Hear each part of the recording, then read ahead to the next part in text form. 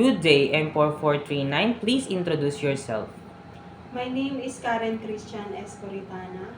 I'm 33 years old. I'm married. I have 3 daughters, ages 10, 8, and 2 years old. I'm undergraduate taking a course of Bachelor of Science in Fisheries. Okay, I see that you have experience here in your biodata somewhere in Balear, Aurora. So, what is your main duty and responsibility as a helper there? General cleaning, cooking, marketing, ironing, and marketing. Um, Taking care of children. Okay, I see also that you have a work experience also in Balear, Aurora. What is your main duty and responsibility?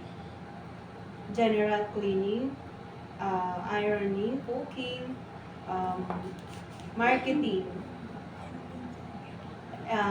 taking care elderly. Okay. Are you afraid of dogs and cats? No.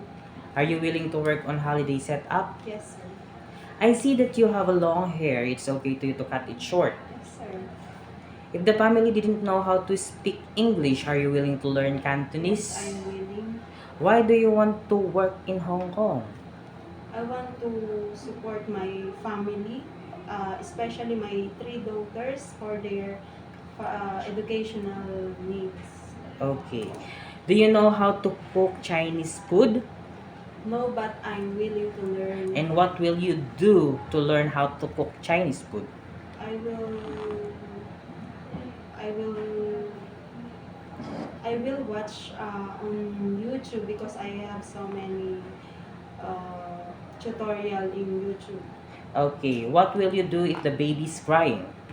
I will check if it's hungry, or I will check his or her diaper if it's full, or check the temperature if she or he have fever.